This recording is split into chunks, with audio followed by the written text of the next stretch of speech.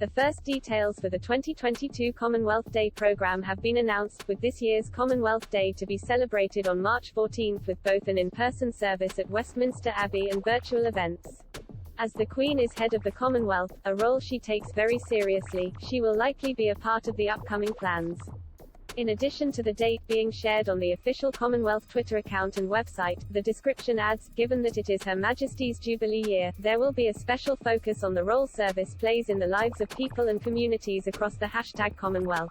The theme for the event this year is Delivering a Common Future, the same used for the Commonwealth Heads of Government meeting. It intends to shed a spotlight on how all of the Commonwealth nations are innovating, connecting and transforming to help achieve goals like fighting climate change, promoting good governance and boosting trade.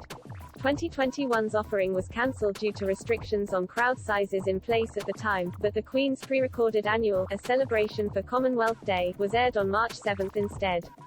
As Her Majesty prepares to mark her Platinum Jubilee, she is already expected to be involved in a number of events to mark the occasion, but she could also make an appearance at this year's Commonwealth Day too.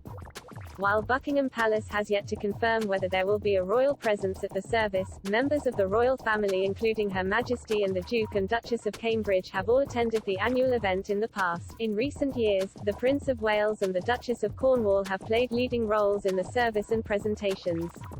In 2020, the Commonwealth Day service was also Prince Harry and Meghan Markle's final royal engagement before they stepped back from their position as senior working royals. While no Commonwealth tours have been announced for 2022 yet due to the pandemic, it is expected that some senior royals will undertake some form of Commonwealth visits to mark the Queen's reign. Previously, some of the duties relating to the Commonwealth may have fallen to Meghan, 40, and Harry, 37, who were President and Vice President, respectively, of the Queen's Commonwealth Trust. However, when they stepped away from royal duties, the couple were also stripped of their link to the Commonwealth, and they had to forfeit their Commonwealth Youth Ambassador titles. The title gave them the position to empower young people across the 53 Commonwealth nations, a particularly poignant position seeing as the Telegraph notes that 60% of the populations in Commonwealth nations are under 30. According to TMZ, the Duke of Sussex became a youth ambassador shortly before his and Meghan's 201 wedding, while the Duchess took up the role as Commonwealth Youth Ambassador shortly afterwards.